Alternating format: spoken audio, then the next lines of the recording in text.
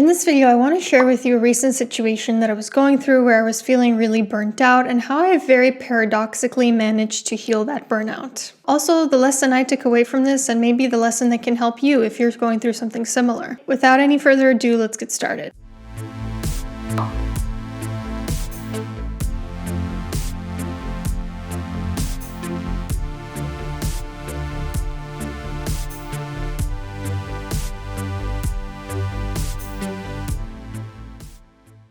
So as many of you know, I have a couple different aspects of my business. I have obviously my content creation business, mainly YouTube, but I'm also a fiction author. And by the way, make sure you're subscribed to my newsletter if you want to know when my next novel comes out, because I literally have so many under my belt. I'm just waiting for the go-ahead to publish them. But back in October, I finished the most recent manuscript that I'd been working on. And at the time, I remember I was feeling very overwhelmed. I had a lot of juggling to do between both the writing and the YouTube business, and I was really looking forward to just needing to juggle one thing at a time, to just fully focus on YouTube for a few months. And I thought to myself, oh, I'm going to have so much free time. My schedule's going to be so clear. I'm going to be able to relax a lot. This did not pan out the way that I expected. I was still working more than a 9 to 5, often working weekends, often running behind. It just felt like the work kept coming. I was still somehow falling behind. I thought I was preparing like a batch of videos and that then I could relax, but that was not what was going on. Instead, I ended up just feeling more behind and more overwhelmed. And I'm going to be having a baby in a few months, which also means that as somebody self-employed, I was feeling this mounting pressure to have accumulated a lot of videos so that I can take somewhat of a maternity leave. Because as a self-employed business owner, no one's paying me for those months that I have to take care of my baby. And I still have to support my family. People will say, oh no, Anna, you should rest, you should take care, we understand. I appreciate that, but at the same time, I still have to put food on the table, right? So I was dealing with all of that, and then also I really wanted to bang out one more fiction manuscript before the baby comes, so that I'll have 4 manuscripts under my belt ready to publish. And basically, it got to a point where I was so overwhelmed and so overworked and so burnt out that I just broke down, and I started crying to my husband, and I just didn't know what to do, basically. And I told my therapist that I was planning on starting a new fiction manuscript, and she basically told me, Anna, you cannot do this. No, you have to choose either the manuscript or preparing the videos that you're going to be doing when you're gone on maternity leave. And my initial reaction was kind of, I think I'm still going to do it. And my reason for this was, it is literally my goal in life to be a full-time author. That is not something that I can neglect. It's not something that I can put off indefinitely. If I want to write a manuscript, then I need to really prioritize that. But at the same time, the main driving force between the majority of my revenue streams is creating content for YouTube. So I also can't neglect that because girls gotta eat. But something had to give. Clearly, this was not sustainable. So this is where everything took a turn for me. I did an exercise that I heard about actually from Dr. Faye.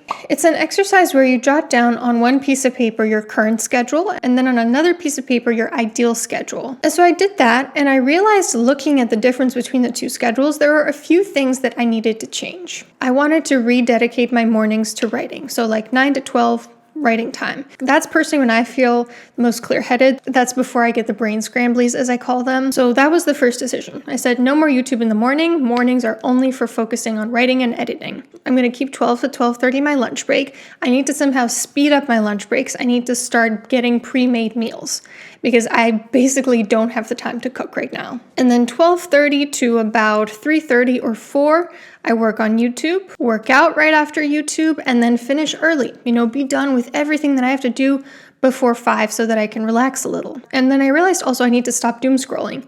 I realized that I was doom scrolling a lot on TikTok right before bed and first thing when I was waking up, and that was actually wasting a lot of my time, that I was waking up later than I used to. I used to wake up at 6 a.m., and recently I've been waking up more 8, sometimes even 8:30, so that also pushed back my schedule. Now, if you're hearing this, you might be going, okay, but how could that possibly work? How could you cut back the time that you were spending on creating content by over 50% and add something else in and still somehow make the time add up in the week? How does that work? Well, let me tell you, what happened was nothing short of magical. For one, starting a new novel made me feel so excited and so alive. It's doing what's aligned with my deepest values, so that refreshes me. It gives me more flow, more energy, and really forcing myself to stay within a 3-hour per day time slot for creating content actually allowed me to accomplish just as much as I was accomplishing before. So before I started this method, I was cranking out 4, 5, sometimes 6 or 7 videos per week. And with this method, I scripted the outlines for 3 videos on Monday, 2 videos on Tuesday. I recorded on Wednesday. I edited Thursday and Friday. And all of those mornings, instead of working on YouTube, I focused on writing. I accomplished the same exact amount of work and even more actually by changing only 2 things. Number 1, I forced myself to finish my necessary tasks in a smaller time slot. And number 2, I added something to my schedule that makes me feel alive. Now, why did this work? It's something called Parkinson's Law, which is this adage that work will expand to fill the time allotted for its completion. I remember when I was juggling 6 different responsibilities: school, practicum or internship, applications for next year's clinical rotations, dissertation, YouTube, working on my novel. I was, of course, very overwhelmed and very burnt out also, but I was somehow able to accomplish all of those things. And at this point, I'm kind of convinced that no matter how much you have on your plate, you will find a way to make it fit into your schedule. The mind, the body, they find a way to make it work. And if your schedule clears up for some reason, you will unconsciously find yourself filling it up still with fewer things. When you have a lot on your plate, you're forced to become more efficient. And when you have less on your plate, or you don't give yourself a sense of structure, then you inadvertently become less efficient. I noticed, for instance, when I did this switch to my new schedule, that I was taking too long to get to working in the morning. That I was sitting around thinking, okay, how else can I be productive today, instead of just taking the work-life break. That I was over-scripting videos that didn't need to be scripted so closely. Whereas now, because I have a very limited time frame, my attitude is more like, all right, let's get straight to work. Let me do this as efficiently as possible. And when the clock says I'm out of time, I'm really going to stop there and I'm going to start doing my next thing. It's a much healthier work-life balance. Something else that really helped me was honestly gratitude. My burnout, when I broke down crying, it was very real. I was overextending myself. I was working harder than was sustainable. But a lot of that was honestly self-prescribed misery. I think I had lost sight of how lucky I was. At some point, like a few days after my breakdown, I woke up and I realized I can't even remember what it's like to have to wake up at 6 a.m., to rush through my morning routine so I can get to work, to commute to get to work, to come home from work near 6 and be so tired that all I can do is just couch rot in front of the TV, or to be filled with dread on Sunday because I have to go to work, but now I get to be my own boss and I get to do what I love and I get to be near my family all day long. And when I give birth, I have the possibility to take however long I need because I'm my own boss. And my husband works from home too, so we can take turns with the baby. And I really had this gratitude epiphany. I think sometimes we lose sight of how lucky we are when we're feeling burnt out. We forget about all the times when we were struggling even more, or all the other people out there who are struggling much more than us. And you might be thinking, well, that's great for you, Anna, but I actually do have a boss. I do have a 9-to-5 or whatever it is, or maybe I'm holding on 2 jobs. Even if that's the case, you are also probably luckier than you realize in some way. You too have probably gone through far harder times in your life. Or if you haven't, you know other people who have. For me, I'm looking at this from the standpoint of, wow, I only have 2 responsibilities to juggle and I used to have 6. But, my favorite author, for instance, who's a full-time author, could be looking at me and thinking, how is she doing 2 jobs at once? I'm struggling with just the one. Sometimes gratitude can really help us kickstart our attitude and make our work feel more like a blessing than a chore. So how can you apply these lessons that I learned to your own life? Well, it's a few straightforward steps. Step 1.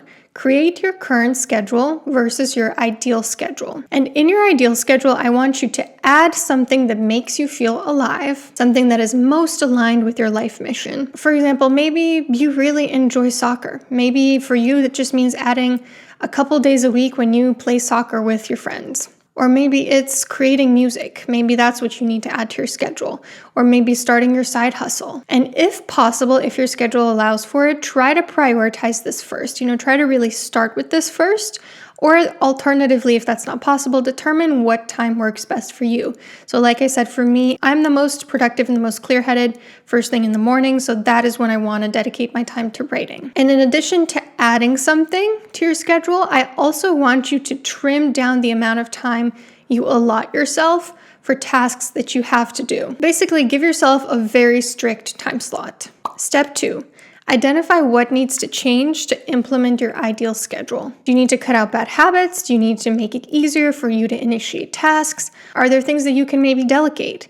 Like for me, I realized I straight up do not have time to cook right now.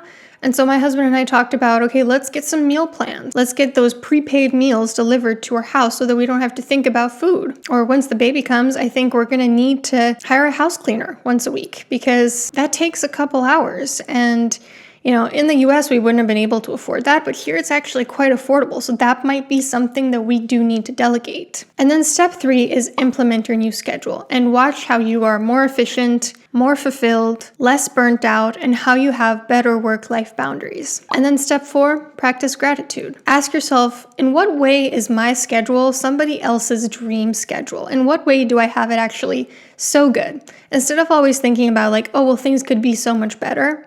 In what way is my current situation somebody else's aspiration? So there you have it. There are 4 steps to implementing the lessons that honestly saved my life. It saved my husband's life. He did something very similar with his schedule, and it has been so incredible to watch him completely change the way that he structures his day. And also, if you have a work-related goal, a productivity-related goal, but even if you have a different type of goal, whether it's health, self-improvement, relationships, whatever it is, you might want to check out the Goal Getter course because that's where I really go in depth into how to get into the mindset and habits that will make you better meet that goal. So the link for that is always in the description box if you want to check it out.